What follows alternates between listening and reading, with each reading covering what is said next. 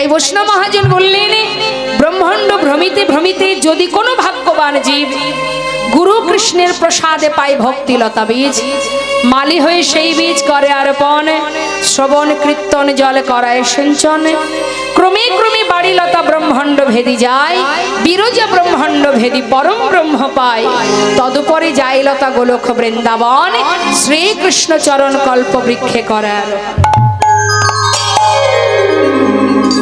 গুরু ছাড়া এ জগতে তোমার ঠিকানা দেখানোর মতো আর কেহ নাই।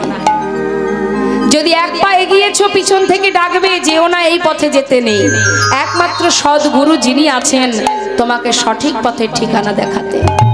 তাই তো বৈষ্ণব মহাজন বললেন, ওরে কি লাগিয়া আইলি ভবে মনে রে, কি লাগিয়া আইলি ভবে মনুষ্য জনম। কি বললে? এমন এমন মানব জনম।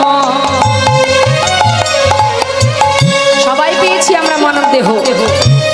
মহাজন বললেন, দেখো পেয়েছো মানব জনম, কিন্তু সংসার জীবনে যে কর্ম করছো সেটা হলো ভূতের কাজ। মনুষ্য জনম পাইলে কি হয়, করহ ভূতের কাজ। মনুষ্য জনম পাইলে কি হয়, করহ ভূতের কাজ। তা না হইলে কখনো কি তুমি বলো গোবিন্দের নাম।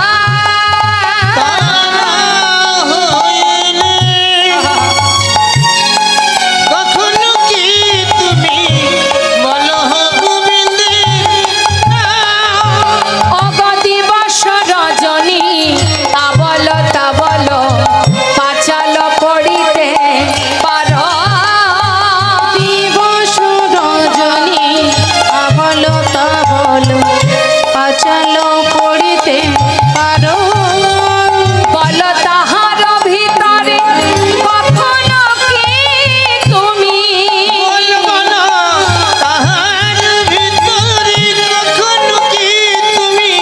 গোবিন্দ বলিতে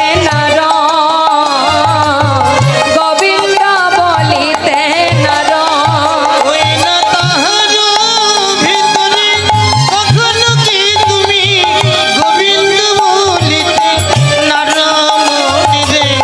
গোবিন্দ বলিতে নর। বাবা, পাঁচজন রমণী যদি এক জায়গায় হয় সেখানে কি কৃষ্ণ কথা হয় মা? আন কথা হয়, পরনিন্দা পরচর্চা পর সমালোচনা, তার মধ্যে কৃষ্ণ কথা হয় না। তাই তো শাস্ত্রে বললেন, দিবস রজনী আবলতা বলো পাঁচালো পড়িতে পারো। তাহার ভিতরে একবারও কি কৃষ্ণ বলিতে না? শুধু তাই না, শোনো শোনো, ধনী দিয়া বুঝি সমান এড়াবি, জমি কি ছাড়িবে তোরে। ধন দিয়া বুঝি ওই সমান এড়াবি, জমি কি ছাড়িবে তোরে। জমির করাতে সবাইকে যেতে হবে, তাই না? সমন অর্থাৎ কালের কবলে সবাইকে পড়তে হবে। মৃত্যু সবার জীবনে আসবে, কিন্তু কখন আসবে কেউ জানে না। তাই সেই সময়টা যদি এখন আছে, একটু পরে তো নাও থাকতে পারি, সময় চলে আসতেই পারে। তাহলে আমাদের করণীয়টা কি? বলছে, তোমার যদি অর্থ থাকে, তুমি যে অর্থের পিছনে ছুটছো সারা জীবন ধরে, সেই অর্থ যদি তোমার কাছে কোটি কোটি টাকাও থাকে, তুমি কি জমকে আটকাতে পারবে? পারবে না। আহা, ধনী দিয়া বুঝি সমান এড়াবি, জমি কি ছাড়িবে তোরে।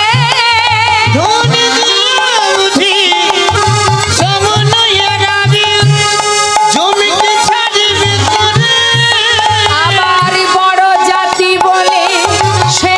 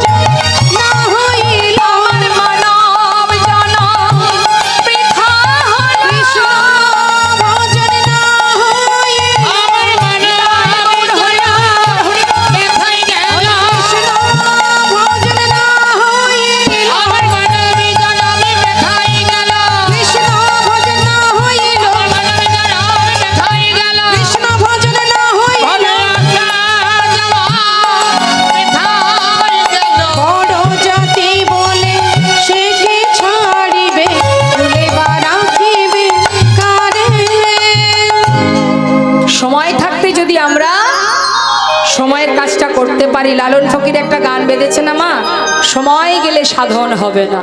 হ্যাঁ, অর্থাৎ সবকিছুর একটা নির্দিষ্ট সময় আছে, সবকিছুর উপযুক্ত সময় আছে।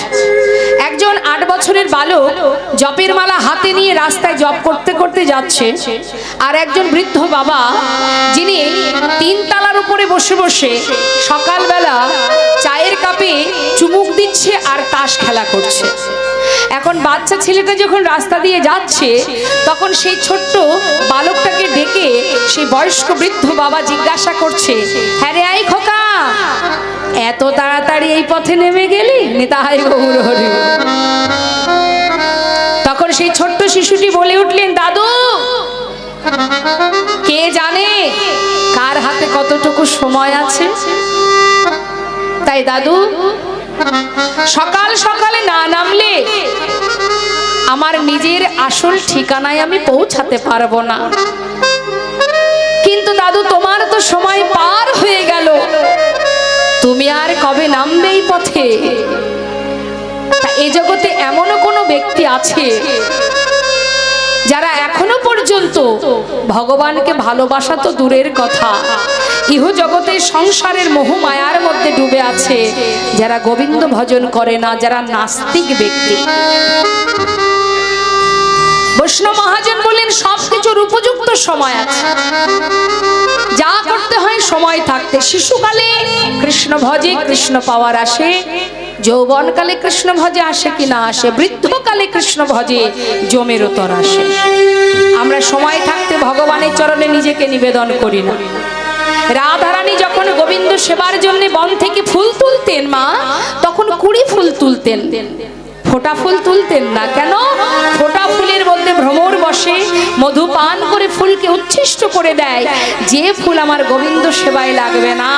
তাই তিনি 20 ফুল তুলতেন, আর ওই 20 ফুল যখন গোবিন্দ চরণে নিবেদন হতো, তখন সে গোবিন্দ পরশ পেয়ে সে পূর্ণ প্রস্ফুটিত হয়ে উঠত, আর প্রস্ফুটিত হওয়ার সাথে সাথেই গোবিন্দ সেবায় লেগে যেত। নিতাই গৌর হরি বল। তাই শিশুকাল থেকে সন্তানকে ভক্তি পথে নিয়ে যেতে হয়।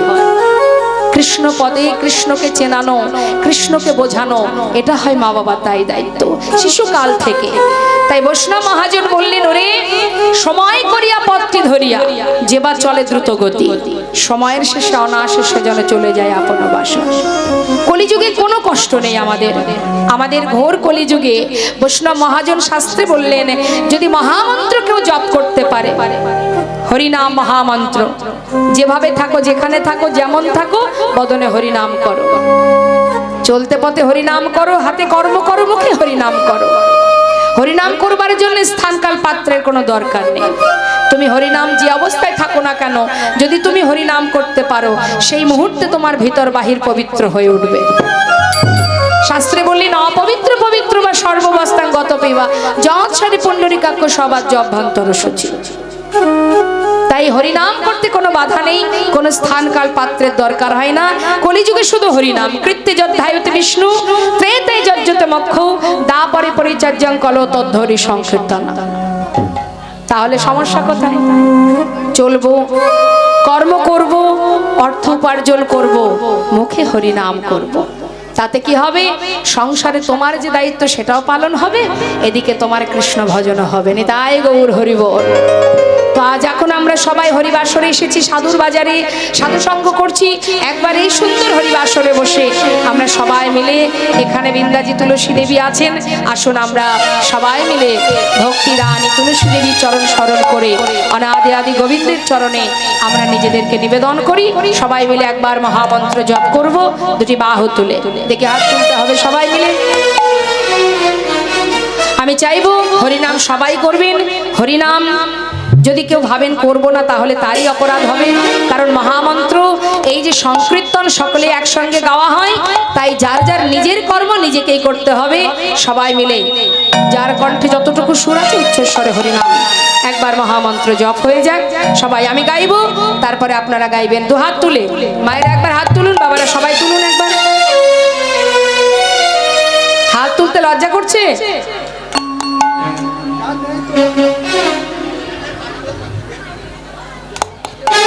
যাদের নেই তারা তুলবে কি করে? হ্যাঁ, ওমা একবার হাতটা তুলুন। সর্বনাশ করেছে। কাকে দেখে লজ্জা পাচ্ছেন? যাদেরকে দেখে লজ্জা পাচ্ছেন তারা আপনার সঙ্গে যাবে না। ওই যে দাঁড়িয়ে আছে মন্দিরে, ওই আপনার সাথী। হাত তুলুন, তুলুন তুলুন তুলুন, হাত তুলুন। হ্যাঁ, সবাই মিলে গাইবেন হরে কৃষ্ণ।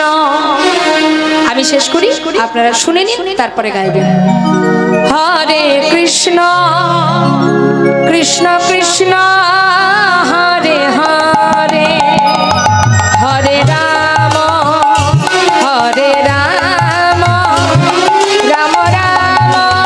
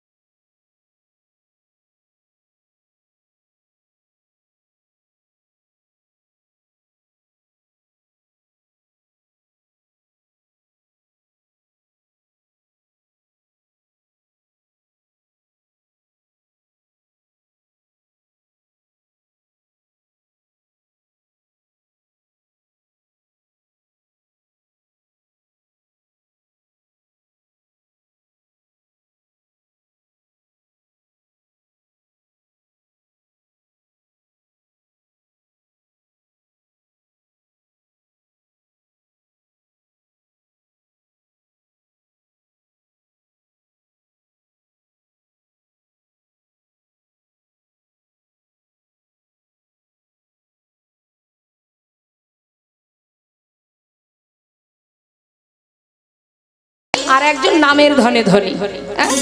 দুজনের মধ্যে কোনো কিছুতে মিল হচ্ছে না, হয় কি? একজন নাস্তিক, একজন সাধু, কি করে মিল হবে? কোনো তাতেই মিল হচ্ছে না, না ঘুমাতে, না খেতে, না চলতে, কিছুতেই মিল হচ্ছে না। তিনি যখন ঘুমান, ইনি তখন করতাল বাজিয়ে হরিনাম করেন।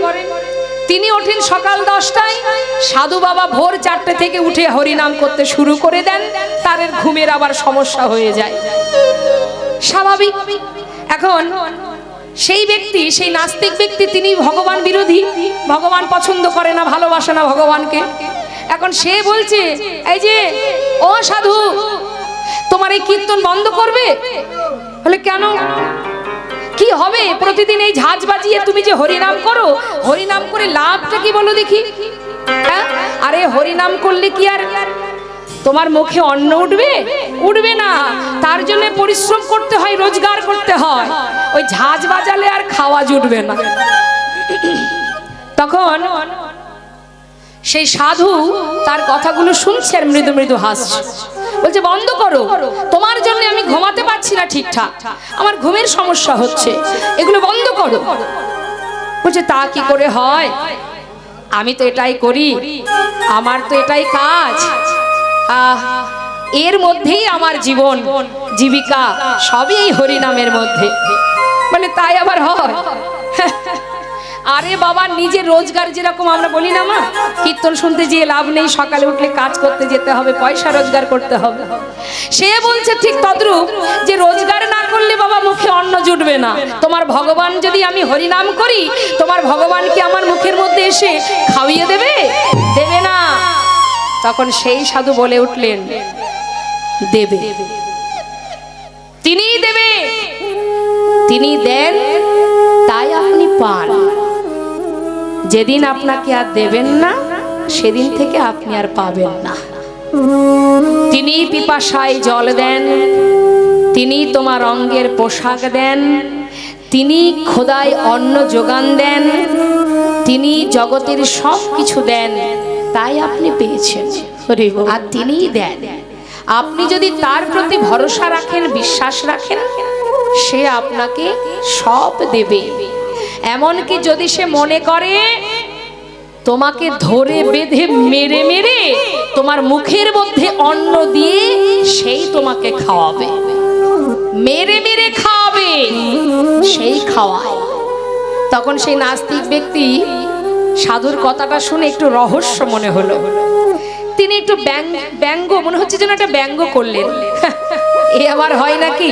হ্যাঁ, তোমার ভগবান আবার আমার মুখে তুলে খাওয়াবে, আবার মেরে মেরে খাওয়াবে, এই আবার হয়? তাহলে জোর করে ভগবান খাওয়াবে? তুমি যে কথাটা বলছো তোমার ভগবান, আমি যদি কাজ না করি সে আমার মুখে তুলে খাওয়াবে জোর করে, দেখা যাক, প্রমাণ চাই আমি। ঠিক আছে, প্রমাণ করো।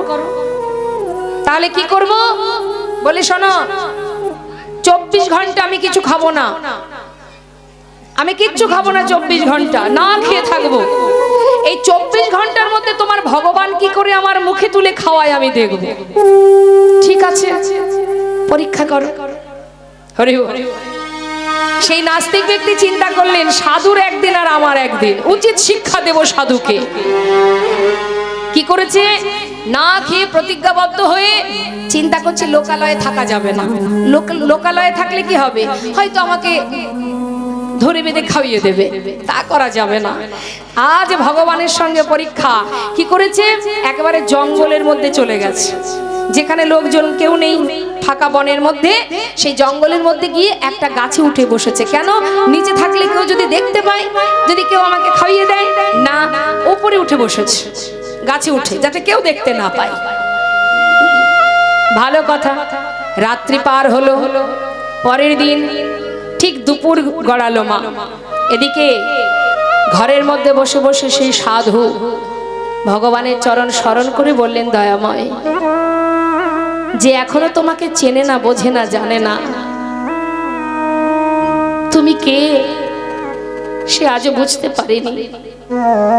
আমার মান থাকুক বা না থাকুক তাতে আমার কোনো দুঃখ নেই। শুধু তোমার কাছে একটি নিবেদন, যে ভুল পথে এগিয়ে যাচ্ছে তাকে তুমি সঠিক পথটি দেখাও, তাকে তোমার চরণে গ্রহণ করো, তুমি বোঝাও। তাকে জানাও, সে যে আজও বুঝতে পারেনি অন্ধকারে ডুবে যাচ্ছে। আলোর পথ দেখাও প্রভু, আলোর পথ দেখাও। ঘরের কোণে বসে বসে প্রভুর চরণ স্মরণ করছে সাধু। হঠাৎ বাবা একজন ব্যক্তি ওই বনপথ ধরে যাচ্ছে, ঠিক দুপুর সময় বনপথ ধরে যাচ্ছে। পথে যেতে যেতে অনেক পথ হেঁটে এসেছে, ক্লান্ত শরীর, তো একটা গাছের গোড়ায় বসে বিশ্রাম করছে।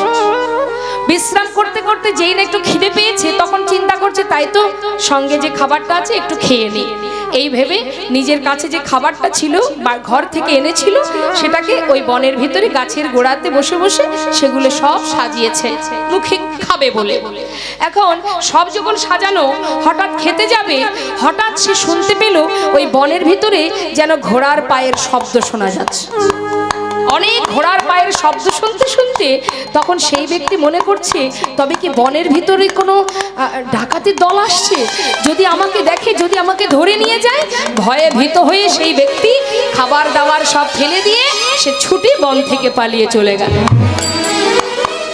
খাওয়া কিন্তু আর হয়নি মা, খাবারটা পড়েই আছে ওখানে।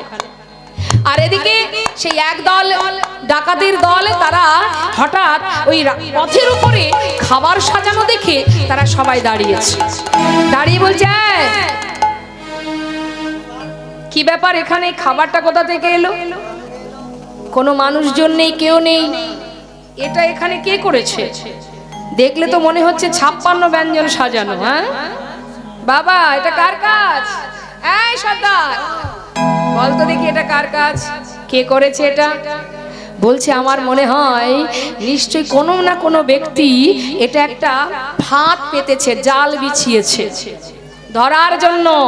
এই যে আমরা বনে আছি, এই যে সুন্দর করে ফাঁদটা পাতা, এর মধ্যে এটাকে যে খাবে সে মরবে। বিষ মেশানো, বিষ মাখানো আছে। তাহলে যে বিষ মিশিয়েছে নিশ্চয়ই আশেপাশে সে কোথাও না কোথাও লুকিয়ে আছে। হ্যাঁ, এই খুঁজে দেখ তো কোথায় সে। এবার চারিদিকে খুঁজছে বাবা, খুঁজতে খুঁজতে খুঁজতে খুঁজতে হঠাৎ দেখছে গাছের ডালে একজন বসে আছে। যেই না দেখে চাই নিচে নাম, নেমে আয়। সে কিন্তু তাড়াতাড়ি করে ওই ডাকাতের দল দেখে কি আর করবে, ভয়ে ভীত হয়ে নিচে নেমেছে। কিরে এদিকে, এটা কার কাজ? তুই করেছিস? এর মধ্যে বিষ মিশিয়েছিস? আমাদের ধরবি বলে? না মানে তুই ছাড়া তো বনে আর কেউ নেই, বল এটা তোর কাজ, তুই করিসনি? তুই করিসনি? এ তো বলছো করেনি। কিরে তুই করিসনি তো? তাহলে আগে তুই খা, এই আগে তুই খা। সে চিন্তা করছে আমি তো প্রতিজ্ঞা করেছি খাবো না। হ্যাঁ, বলছে তুই এতে বিষ মিশিয়েছিস কিনা তার প্রমাণ আগে তোকেই দিতে হবে। তুই যদি না মরিস তবে আমরা খাবো। বলছে না, খাবি না মানে? খাবি না, খেতে তো তোকে হবেই। এই ধর ওকে, ওকে ধর। ধরে একজন ধরেছে, একজন মারছে, আর একজন অন্ন তুলে তার মুখে ঢুকিয়ে দিয়েছে। তাই গৌর হরি বল, হরি বল। 24 ঘন্টা পার হলো না বাবা, ছলে বলে কলে কৌশলে ভগবান ঠিক তার মুখে অন্ন তুলে দিল। সেই দিন থেকে সেই ব্যক্তি ভগবানের চরণে শরণ নিয়েছিলেন। তাই ভগবানের সঙ্গে পাল্লা দিয়ে লাভ নেই। তুমি নিজেই জানো না কখন কি ঘটবে তোমার জীবনে। তাই বৈষ্ণব মহাজন বললেন, সংসার জীবনে যাকে তুমি ভরসা করছো, বিশ্বাস করছো, কাতব কান্তা কস্তে পুত্র সংসারায় বতিব বিচিত্র নলিনী জলগত তরলাং তৎপদতিশয় চপলা। কেউ কারো নয়, একজনই আছেন যিনি সর্বদাই মাথার উপরে আছে। তাই তো বৈষ্ণব মহাজন বললেন, হরিনাম করো।